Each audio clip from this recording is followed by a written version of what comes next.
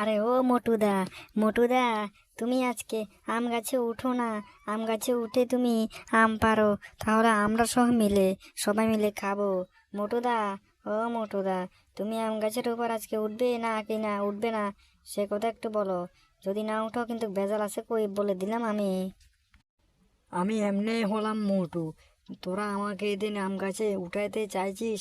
আমি তো মোটু, আম গাছ পরে ভেঙে পড়ে যাব, তখন বুঝবি। বুঝতে পেরেছিস? এই পাতলু, পাতলু, তুই আম গাছের উপর উঠ। তুই একটু হালকা আছিস আর চিকনা আছিস, বুঝতে পেরেছিস? তুই তাড়াতাড়ি আম গাছের উপর উঠে আম পার, আমরা খাবো। নে নে নে বাবারে, আমি পারবো না, আমি পারবো না। ভীমকে বলো, ভীমকে বলো। ভীম আম গাছের উপরে ভালোই উঠতে পারবে। ভীমকে বলো। আরে ভীম তো পারে, সব কিছু পারে। আমি পারবো না বাবারে, আমি উঠতেই পারবো না। আজকে আমি ভালো জুতো পরে এসেছি, এই জন্য আমি উঠতেই পারবো না, বুঝতে পেরেছো? তোমাদের মন চাইলে তোমরা উঠো, আমি উঠতেই পারবো না। এত কথা বলতে হবে না, এত কথা বলতে হবে না। আমি ভীম, আম গাছের উপর উঠে আম পারবো, তোমরা দেখে নিও, বুঝতে পেরেছো? তোমাদের তো বলে আর লাভ নাই। তোমরা যে আমার বন্ধু হয়েছ, এটাই আমার কাছে সৌভাগ্য কোয়াল আমার। তোমাদেরকে বলছি আম গাছের উপর উঠতে, কিন্তু একজনও আম গাছের উপর উঠতে পারো না। সব সময় সব কিছু ভীমের উপরে চাপিয়ে দাও।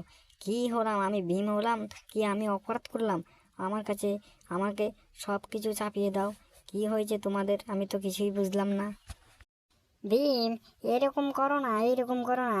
আমি তোমাদেরকে আমি তো তোমাকে বলবান মনে করি, এই জন্য সব কিছু তোমার উপরে চাপিয়ে দিই আর কি, বুঝতে পেরেছো?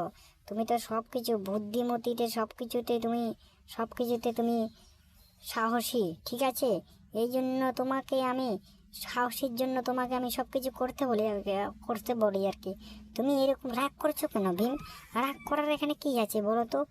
তুমি তো সেকেন্ডের ভিতরে আম গাছের উপর উঠে যাবে, আবার সেকেন্ডের ভিতরে আম গাছের থেকে নেমে যাবে। এখানে রাগ করার কি আছে ভীম? তুমি রাগ করো না।